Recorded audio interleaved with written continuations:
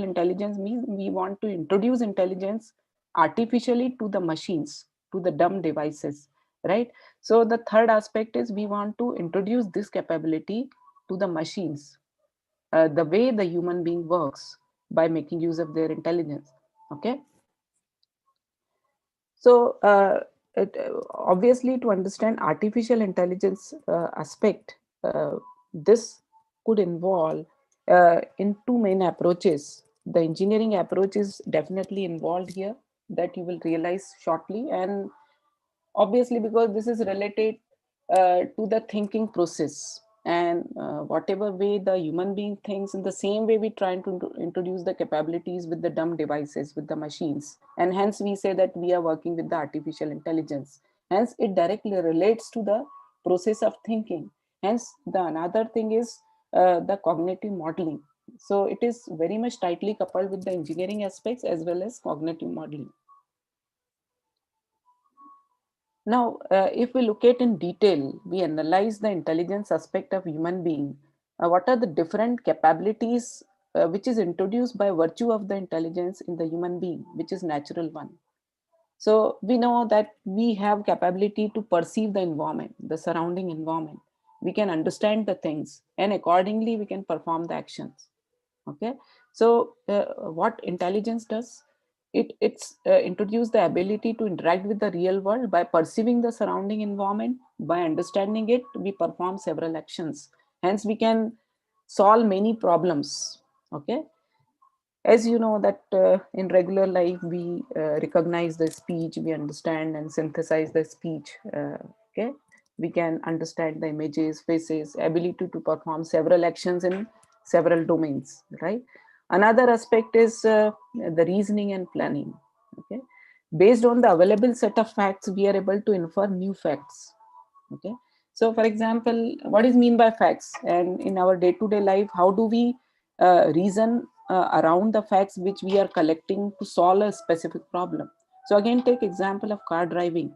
Now in car driving, how do we learn the car driving? Because learning is important aspect which is tightly coupled with the intelligence, right? So how we start learning the car? Obviously there is some teacher initially to teach you that this is actuator, this is brake, this is control, clutch, and with these three functions, actuator, brake and clutch, you can have a synchronization and then you can drive the car. Now what is the function of actuator, brake, and it will be detailed by some teacher, will be teaching you, and by virtue of your intelligence you keep on grasping all those things and try to understand those things. Depending on that understanding, you later on when you start learning it or start driving the car on the road, you will not be the expert in one shot. You will take some time to learn it. Okay. And initially some guideliner is guiding you how to drive the car, will telling some of the options. You may be driving the car inside the colony, some normal roads not having heavy traffic conditions, right? So you come across with some initial situation where you are driving the car, simple situations. Once the teacher trained you for a month, for example, and you are alone to drive the car, then you come across with number of more situations which were unknown to you initially. Agreed? Yes, ma'am. Yeah. So that means once you say that I learned driving the car, then there are number of unknown situations keep on coming in front of you. In that case, what you are doing, you are perceiving the environment, surrounding environment, which is unknown at that particular time, and with the past facts which you have collected in your mind, that if this is the situation, this way you have a control on ABC, actuator, brake and clutch. If you have this u-turn, then how to how much speed you will give, how do you control clutch and brake. You already have those things in mind, but for the situation which has been guided by some supervisor, by some guideliner, by some teacher. But when after learning is over and you alone is driving maybe on the highway, no one is with you, no guideliner is with you, and you come across with the unknown situations. In that case, you are perceiving that environment based on the past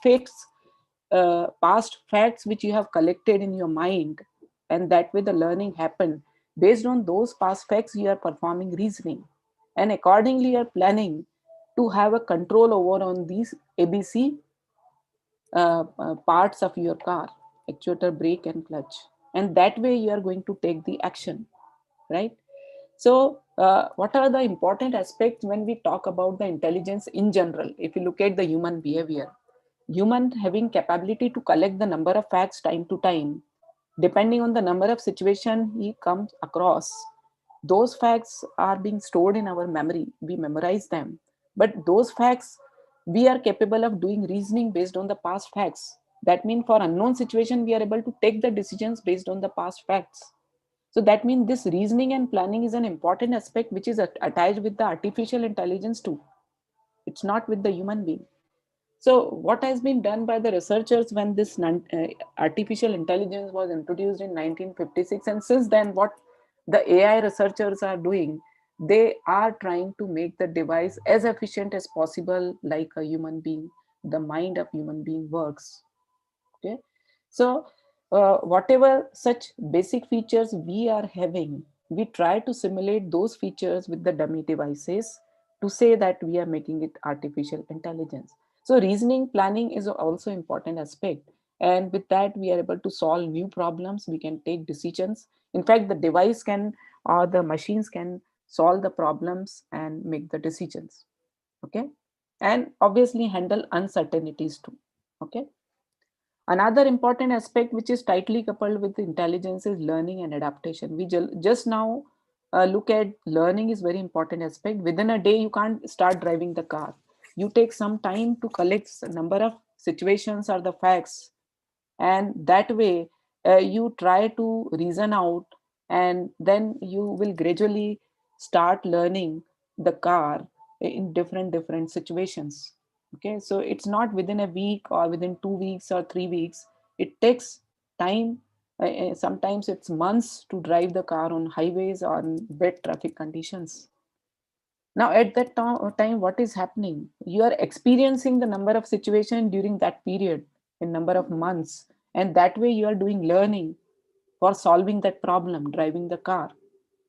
And when new situations are coming, you are adopting that situation by reasoning out the past facts, and that way we can say that learning and adaptation is happening to solve that problem more efficiently. If you drive the car say more number of months, 2 months, 3 months, or 6 months continuously, then you will become more and more efficient. So that means learning tightly coupled with the experience. If you keep on doing the same job again and again, this is a human nature. We will be trained to solve that particular problem in more and more efficient manner, and that is what the learning is. Okay, so learning actually what it does, it performs adaptation. For unknown situations, also we are able to make the decisions quickly if we are experiencing that situation number of times in various ways. So learning and adaptation is very important aspect, and this thing will also be simulated at the machine level to make the artificial intelligence devices, right? So with this introduction and discussion, you can quickly infer the facts because you are so intelligent, right? That it's not only, this discipline is not only relate with the computer science, it relates with number of different theoretical paradigms, because we are deriving all these capabilities at the machine level, artificial intelligence capabilities at the device level, by looking at that how human being works, because intelligence term derived from that place, natural intelligence. So obviously we have to understand the philosophy. Okay, and we have to understand the mathematics as well, because when you finally apply or design this artificial intelligence device, it's in the form of software. Okay, and software means you have to embed all those things in the form of algorithms on the computer system. Computer system is number processing device.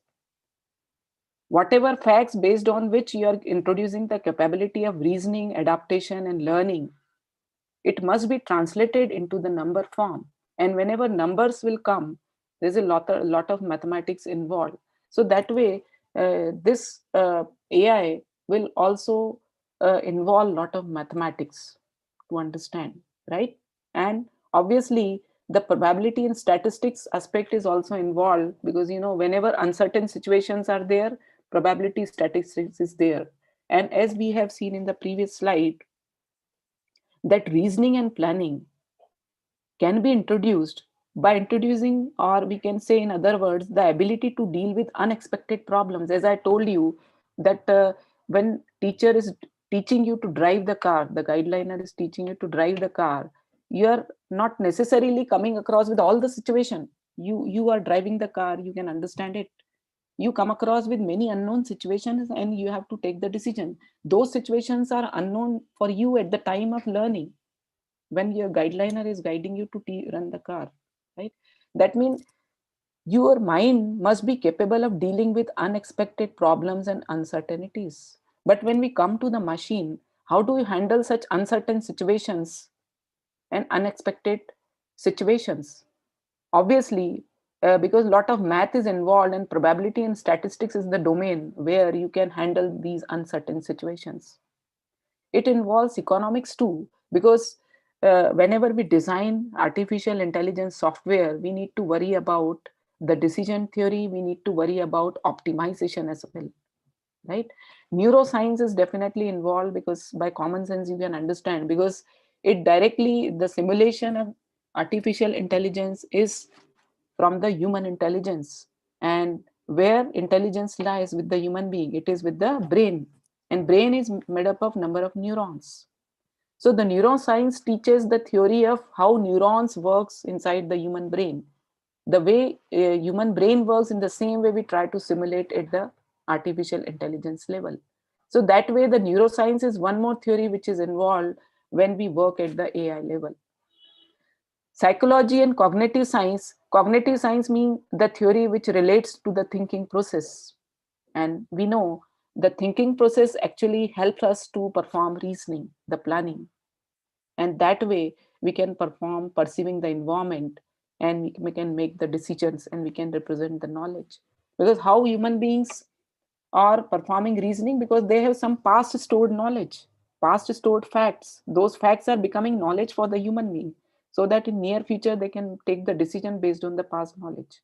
And that way this area, cognitive science theory, this is also very important to innovate the artificial intelligence. And obviously the computer engineering, because after all you want to introduce artificial intelligence to the machine. And how do intelligence and make it flexible? By embedding the softwares on the hardware, on the devices.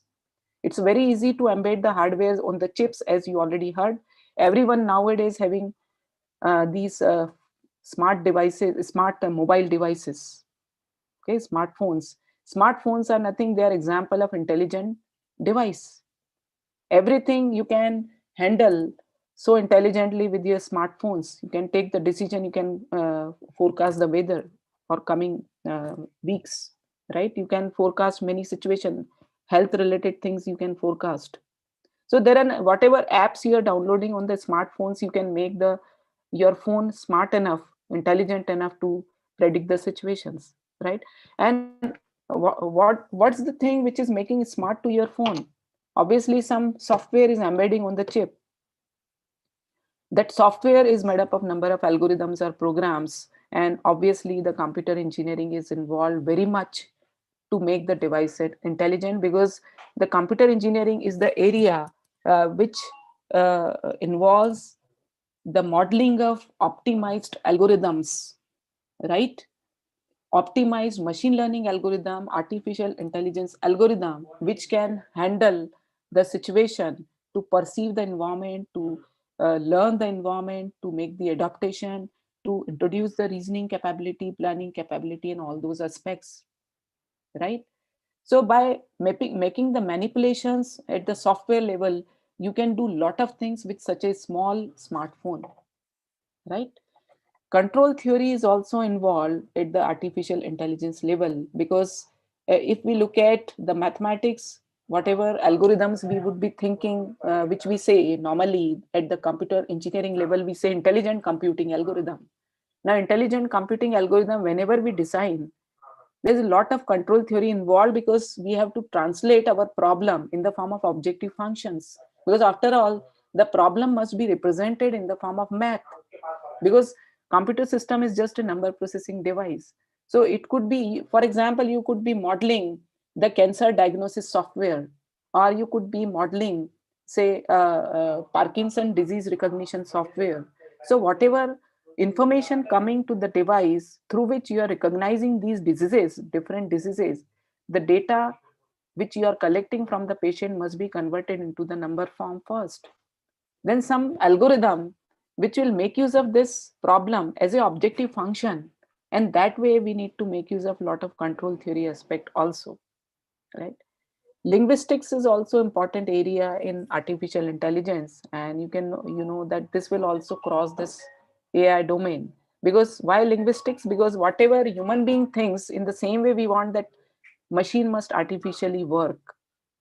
Okay, in that case, how human being thinks, we think in the form of facts, in the form of knowledge, in the form of language. Like you have thoughts in your mind in the form of Hindi, because Hindi is your mother tongue, or it may be English if they are foreigners. If you're Marathi, then you may think in terms of Marathi. That means the facts are being thought by the human beings in the form of some sort of language, and that way the knowledge is being collected, the facts are being collected. So linguistic is an area which deals with the representation of knowledge along with the grammars. Obviously, some rules are there through which the knowledge representation could be done. So obviously for machine as well, because you're collecting the number of facts to make it intelligent, how do we represent that those facts in that device, the machine artificially? So knowledge representation is also a big area of research in artificial intelligence, and that way the linguistic, sorry,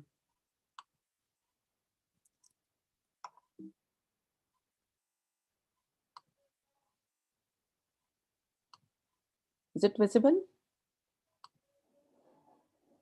Yes, ma'am. Okay, good.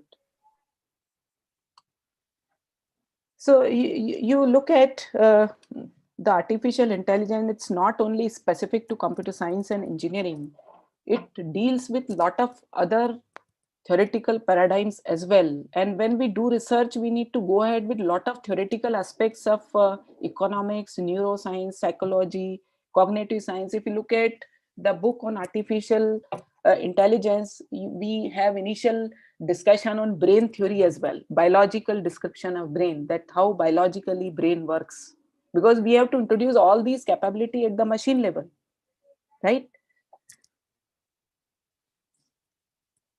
So let us come to the brain part. As I already discussed, I am not taking more time on this slide because time is not so much. So as I already told you that mostly whenever these algorithms are modeled, main example is the brain, how biological brain works. In the same way we try to simulate at the artificial level, at the computer algorithms level, and that way we implement the algorithm and apply on some problems. Okay, now here if we say at the biological level, the nerve cells are called as neuron, and number of neurons are the computational nodes in our brain, and that way we remember the things, we collect the facts, we represent the knowledge for a particular domain, and that's way we perform reasoning based on the facts which we have collected in our mind, which are stored in the neuron. In the same way you look at the computer, the huge information is stored in the computer, you know, hard disk and these devices are there. You store your information, basically the core element is the transistor, and you must have the capability of fast computation, and many times in artificial intelligence domain supercomputers are required nowadays if we work with the real life applications. I'll give you the example time to time. So look at as we already discussed, I have already taken example of car driving as well as smartphones. You can imagine that how different situations, if we try to introduce at the machine level, like automated car driving. So you are not controlling the gear, it is automatically controlled. But how it is possible? Obviously there is some device which is embedded with some software, and that software is intelligent computing software, intelligent algorithm, which is doing the job of controlling gears. Depending on some vision system is there, it is capturing the outside images, capturing or perceiving the environment, and depending on the knowledge which is embedded within that device, and based on the past knowledge, it is taking the decision whether to go right or left, or if foggy situation, whether it is rainy, then how to drive the car, slow down the speed or raise the speed, and how to make twist and turn. And there are so many things, when we drive the car, and this that thing would be done by some device in that case, if it is automated vehicle, right? So there are many such tasks with which we can think of, can computer beat humans at number of places, at the game level, at the driving level, at the medical domain level, at the education level, any, at the industry, manufacturing industry, everywhere now people are going to make use of artificial intelligence. Why? Because human beings are interested to automate the processes. And whenever we say automation is needed, AI will come into picture, because you want that the way human beings performing that task, we want that machine must perform that task. And in that case, the computer science engineering will come into picture. That means intelligent computing algorithm will definitely be embedded within the machine. So there are various things come in our mind that can computer beat like humans, just like chess. It's up to the designer who is working with the software for making the software intelligent enough to solve a particular problem, like playing a chess or playing a particular game. Look at this example. Can computer talk just like a human being? So if computer can talk, mean it's a speech recognition problem, a speech synthesis problem. If I am speaking, some other device is capturing my voice, and that device, after capturing my voice, is recognizing whatever I am speaking. So that means that device must be linguistically strong to recognize my language. If it is in English, must be able to recognize Hindi, then able to recognize. So can you make the computers talk? And there are many things, a lot of things going on. I'll directly come to the point, like the people who are working, like sitting there, the faculty members from pharmacy, working maybe related to the drugs, research in the drug discovery, or maybe healthcare domain. So I'll focus mainly on the healthcare domain. So that way you can see the AI involved at many places, and the research has been done by thinking all these questions. Can computer recognize speech? Can computer recognize or playing game just like a human being? Okay. Can computer, if look at the speech thing, there are various aspects involved. Can speak or can understand, right?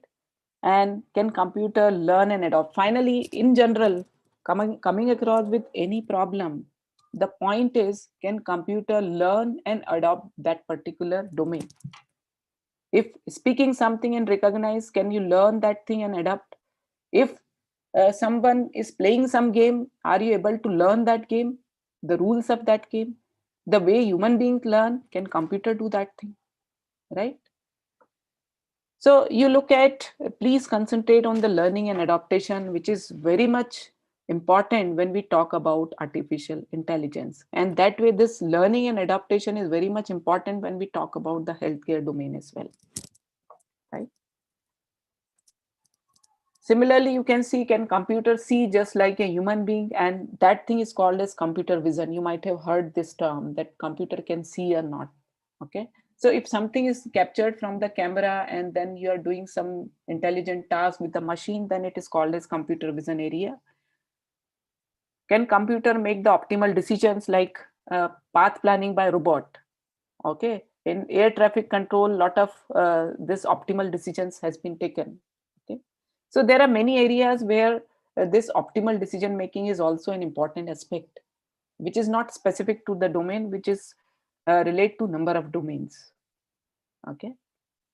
So if you look at the various aspects where we make the machine intelligence, maybe related to the speech synthesis, recognition, understanding, computer vision, the learning in general for solving any problem, planning and reasoning, and there are uncountable number of areas where we want to make our machine as intelligent as human being, right?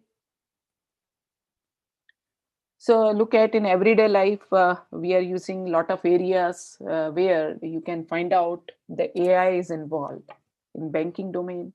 In post office, customer services, you can do online shopping, right?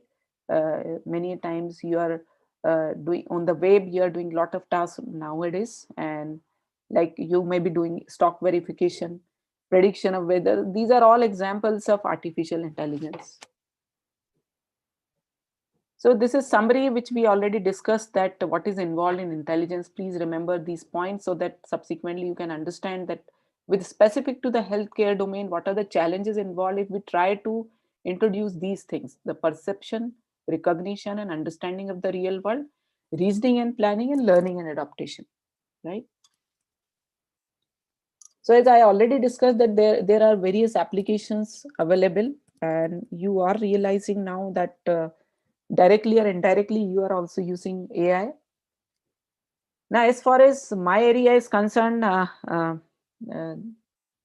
your organizers, coordinators already introduced me about my work. So I am purely a computer science person developing machine learning and AI algorithm, artificial intelligence algorithm.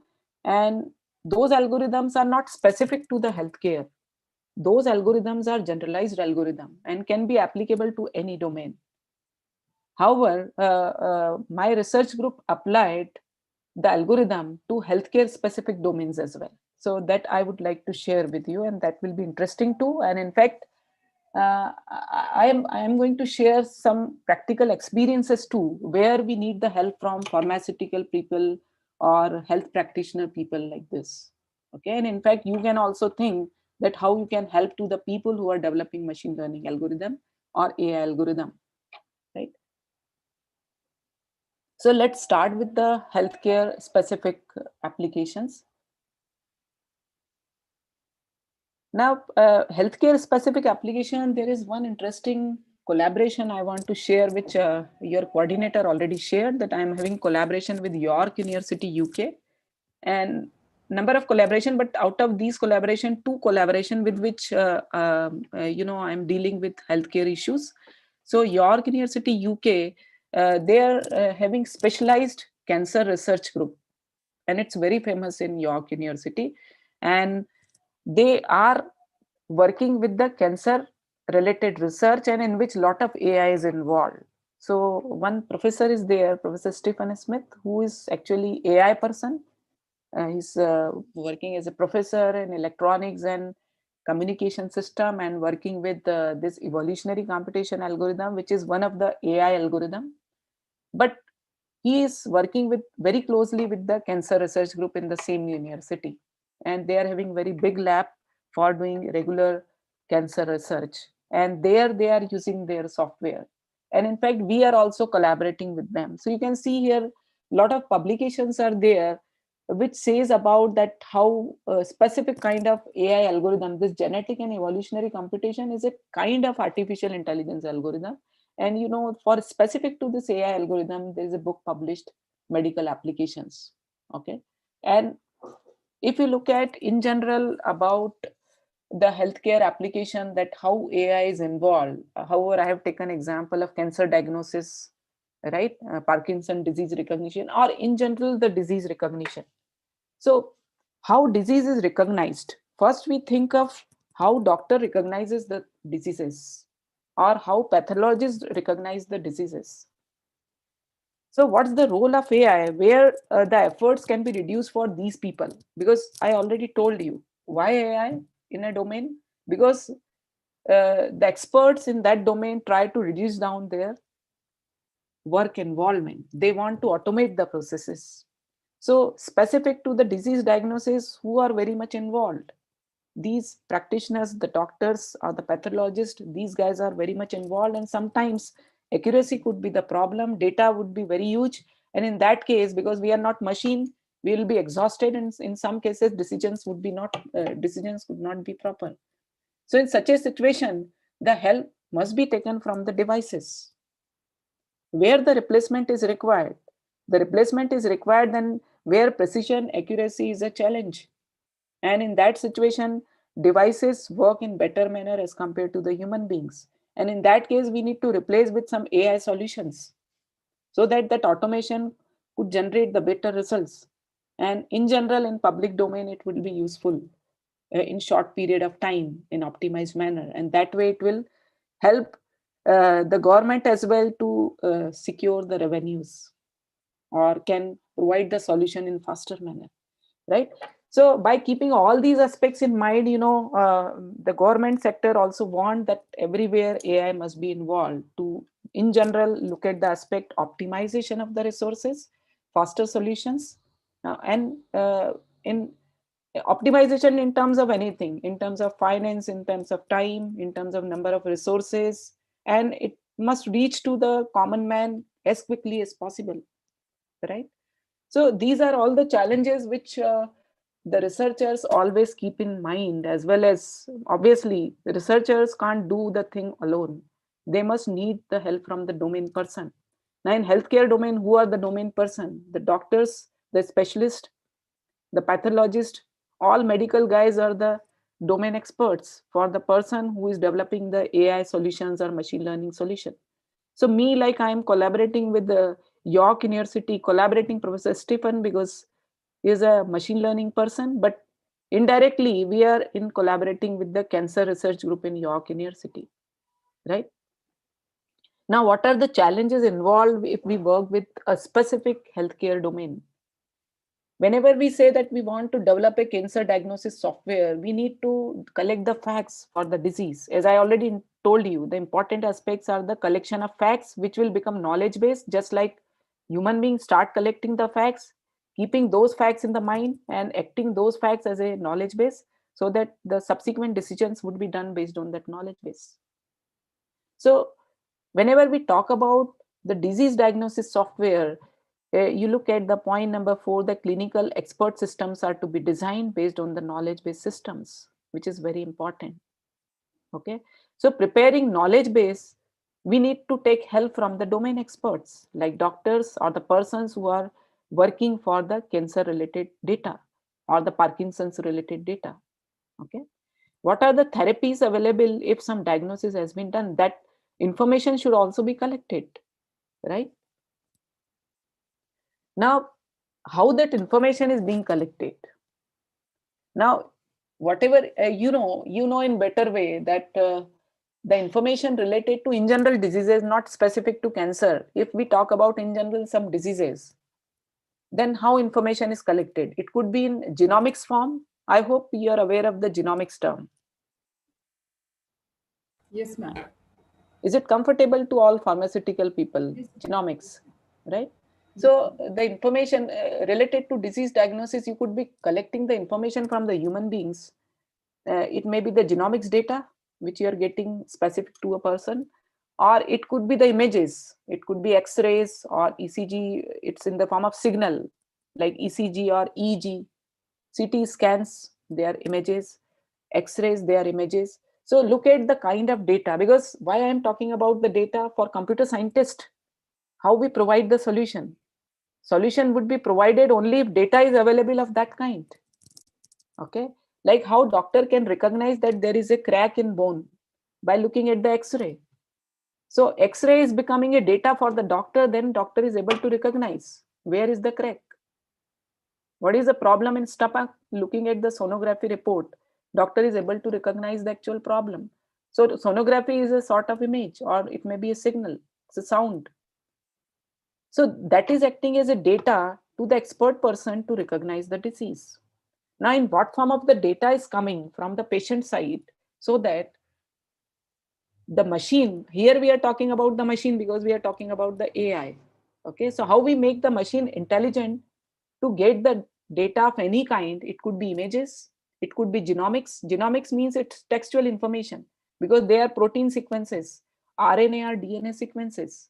So it's in the form of text, amino acids, A, B, C, D, something, these amino acids are there. So it's collection of alphabets that represent the protein sequence or RNA sequence or DNA sequence. Here you can see it's an image, X-ray image. So what are the inputs going to the machine so that machine can understand those inputs and can recognize that this person is suffering from this problem. So data could be coming in the form of, it may be in the image form, it could be in the text form, or it could be in the signal form, ECG or EEG recognition or ultrasonography. It could be in signal form as well. So the challenge involved at the computer science level is the data is coming in variety of form, in the form of medical imaging, in the form of signal processing, okay, in the form of textual representation if it is genomics data. And based on these variety of data representation, is it possible that can you develop such a software, AI software, which can be embedded in the device and can recognize that this is the patient is suffering from this particular disease?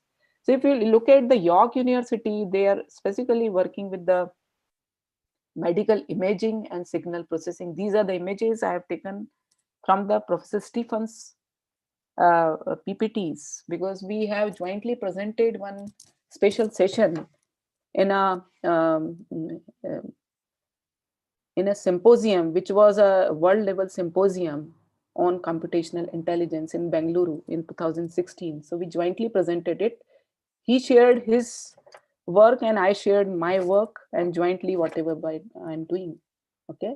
So it's very interesting to understand that what challenges computer scientists are facing and expecting from the pharmaceutical or the medical people, that how they can help and where you can help the computer science and how you can make use of the algorithms which are available in our labs. Okay. So here the data availability is your job, that how you are providing the data.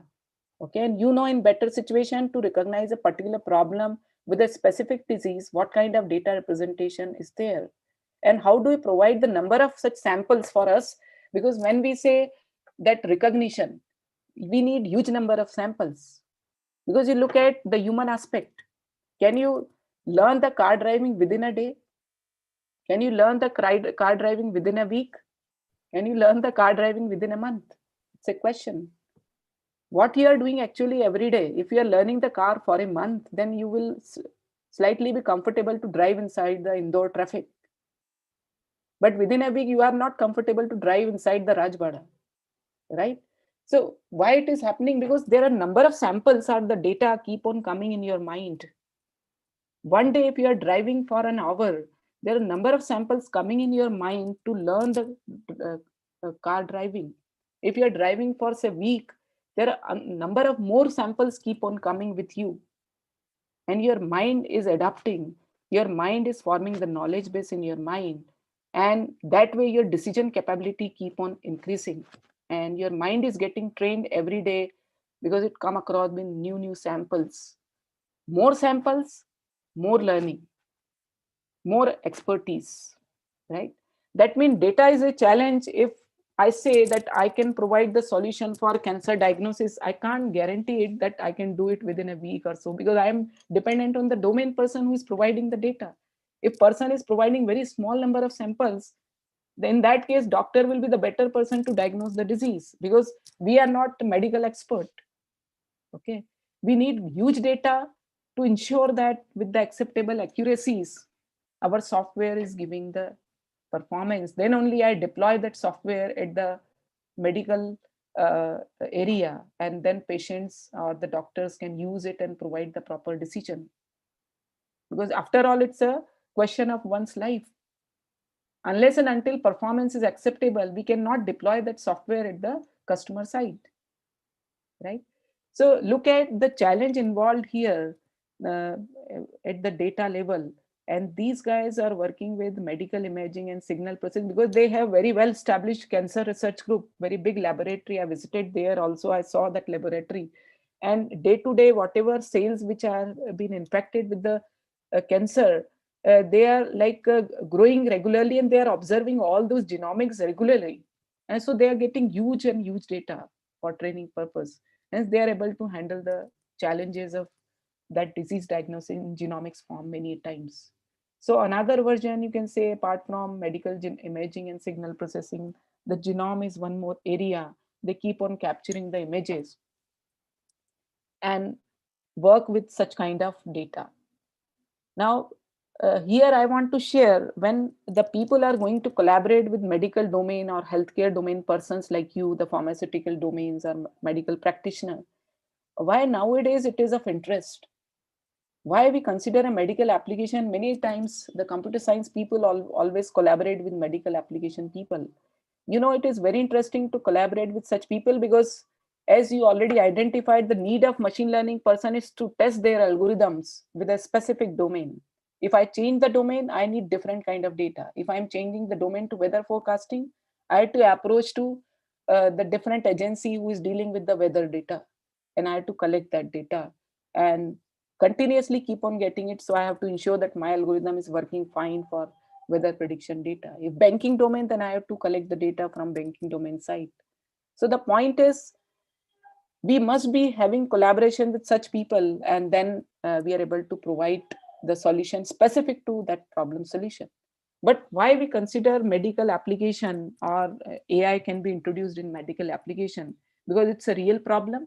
And uh, like COVID situation, you need that the solution must be faster, in optimized manner, it must be reached to the common people. It's a basic common need. And in such a situation, you have to track that thing very quickly, and governments are interested to introduce a lot of funding for it. Okay, and lot of charities are there. If you work in that way, then lot of achievements you could do, and you can have a lot of publication from research point of view. You will be happy, government will be very happy, because proper solutions are available to the common man.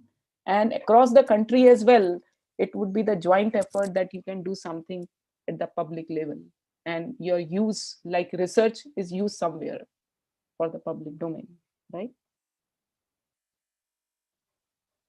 Now, choosing a medical application is also a challenge many a times for AI people, that which application you have to choose, because we are not biologists. We are unable to understand the genomics, chemistry, or the other aspects. Like if images are there, brain tumor images there, we don't understand much. We just consider that a data for our program.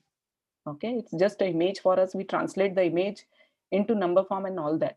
But if we miss some of the points of that image, maybe the infected part is missed at the time of conversion, then it is not recognizing the brain tumor, and it's our software will be useless.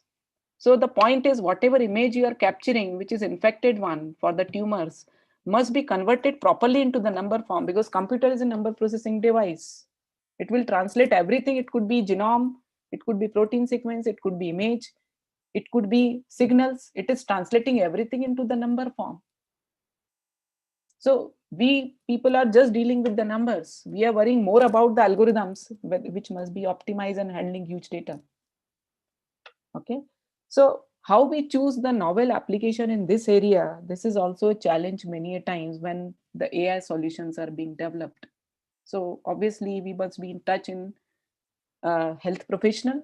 Like I am having collaboration with one AIMS doctor as well, in AIMS Delhi, and we are many times getting the genomics data as well and working on testing with the data.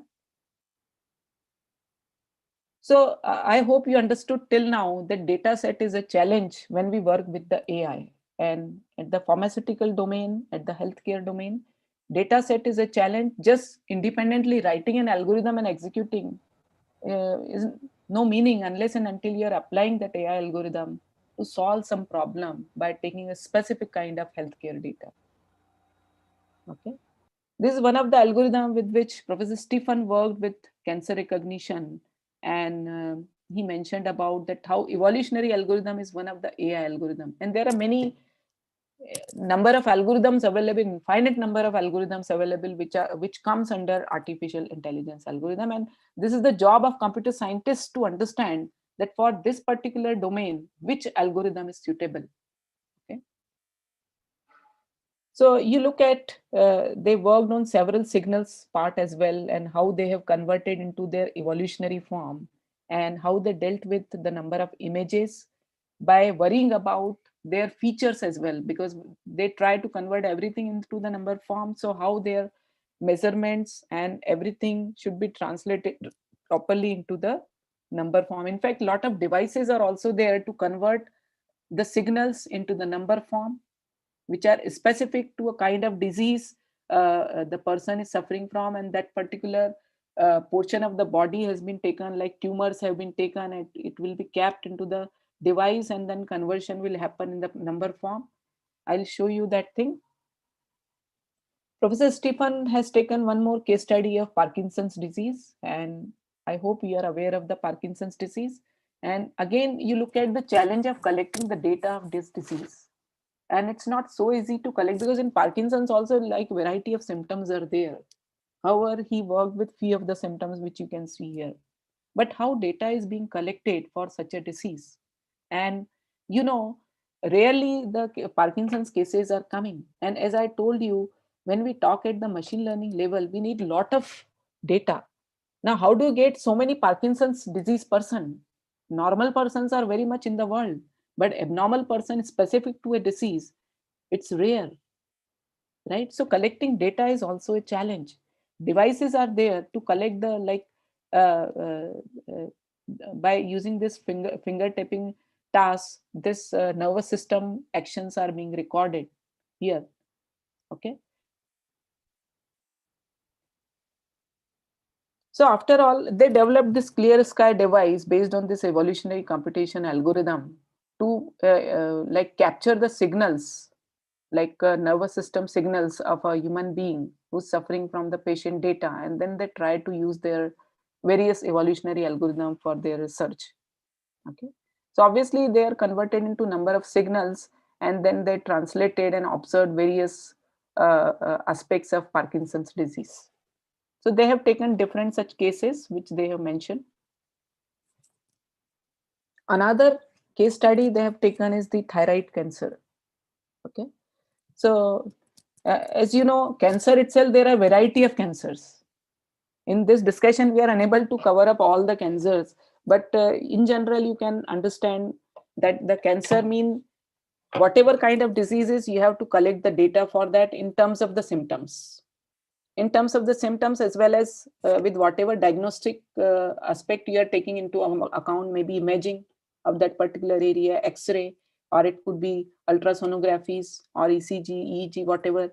And that way, whatever features you are recording, it should be understood first properly, and that way the decision making could be decided, and that way the knowledge base is formed and can be transferred to the AI expert, to the computer scientists. Okay. So, there is a methodology. I hope you know this. Raman spectrography is spectroscopy is there, through which the recording will be done with the infected area of the body where the cancer originated, and that way there are some symptoms or the biological aspects you can record about that thing, and then they are in the form of, because it works in the form of light spectroscopy principle, so convert into the signal form.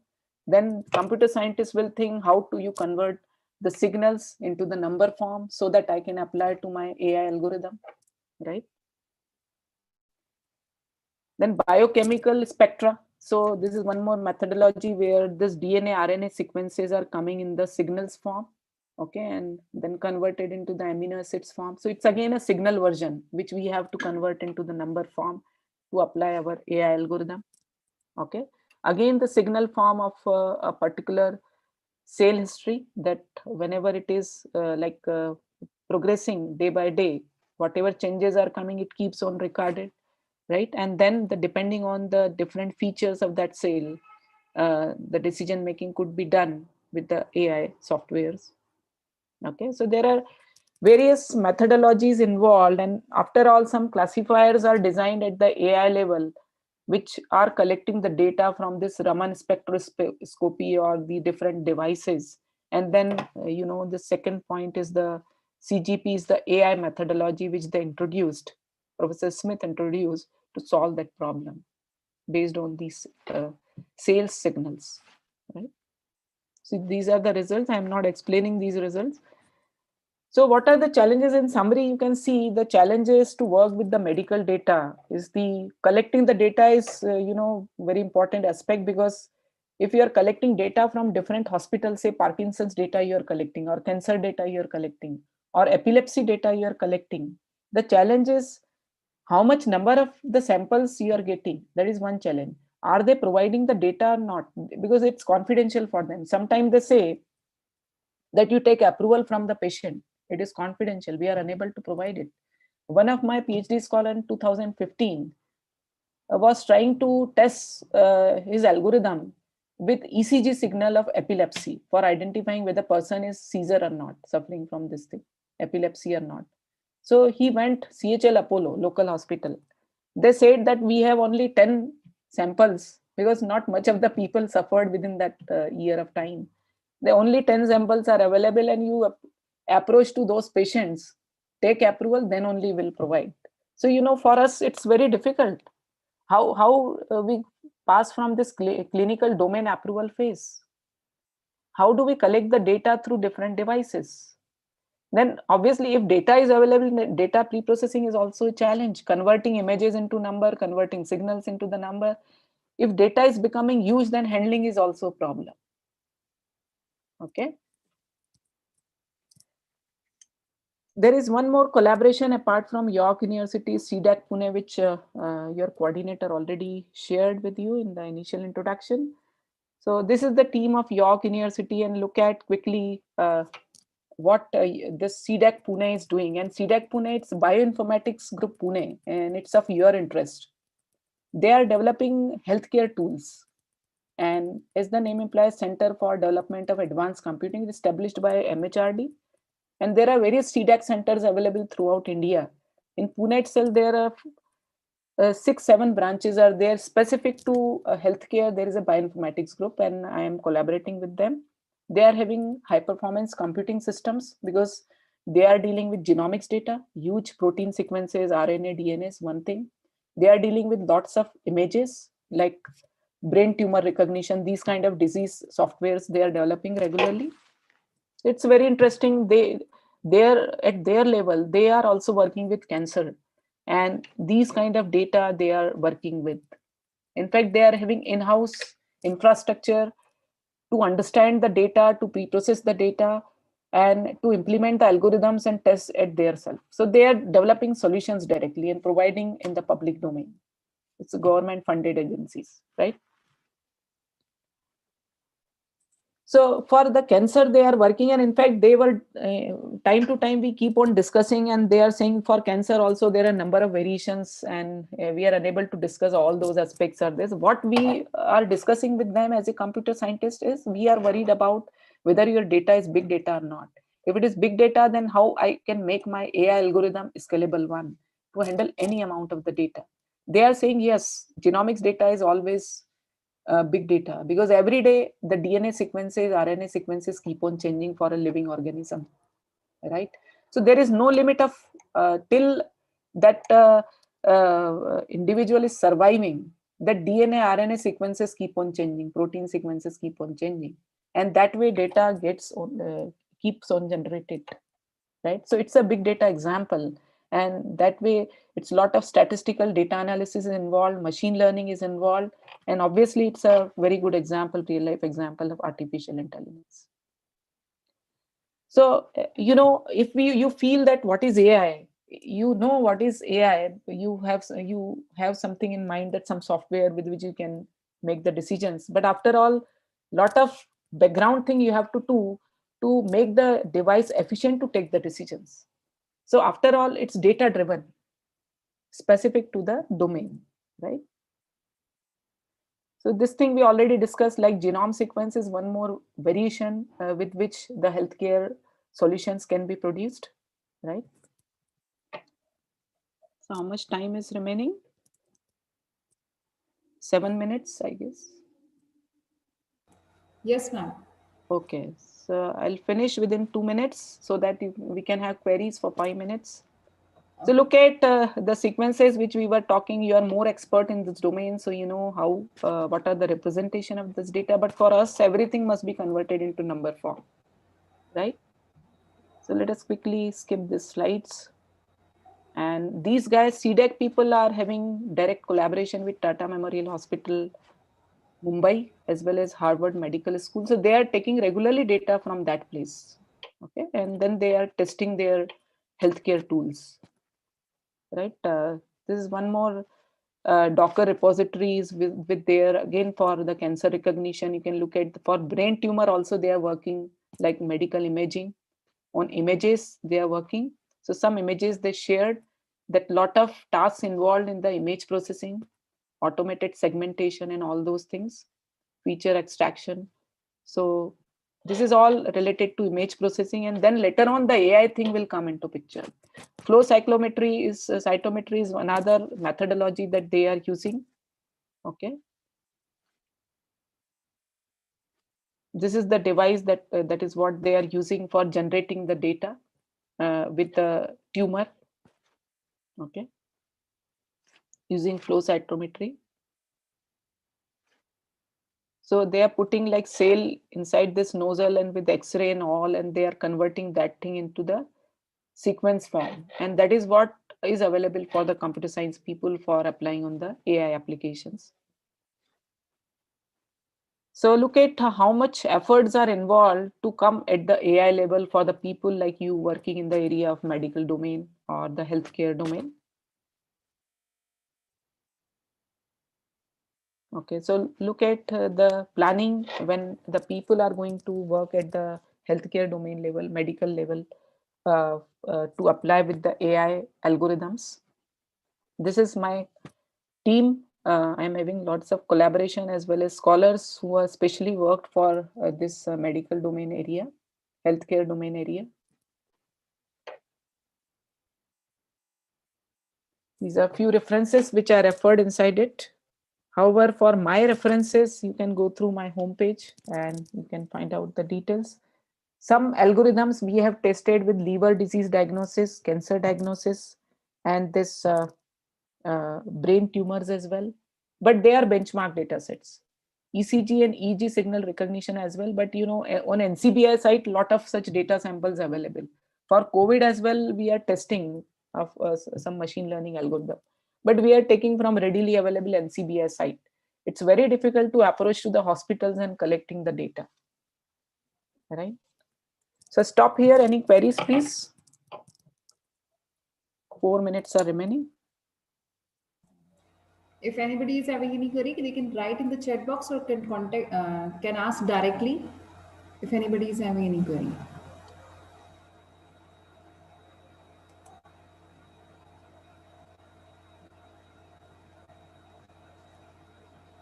No question, no queries. Nobody is having any query. Good afternoon, ma'am. Yeah, good afternoon.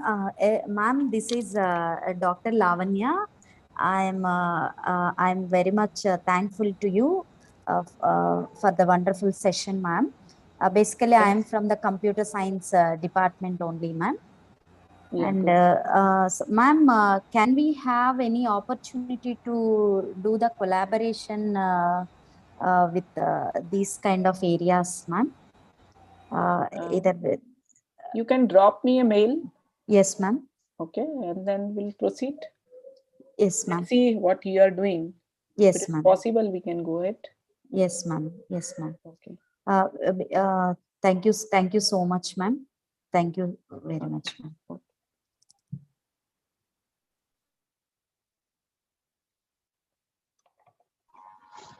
So, Dr. Tiwari, Yes. we are thankful for your inputs on artificial intelligence.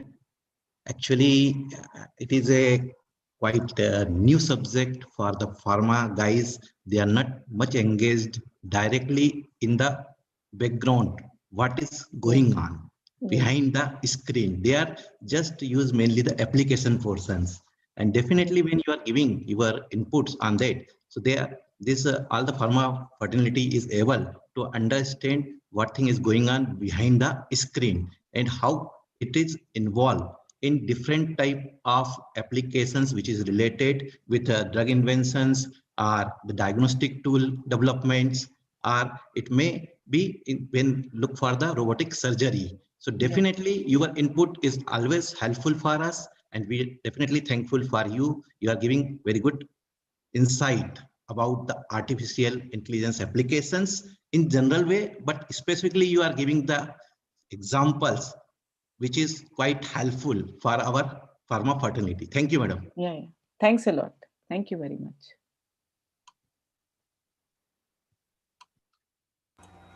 Thank you so much, ma'am. Thank you so much, ma'am, for giving us such a valuable value addition lecture and on artificial intelligence. Thank you so much.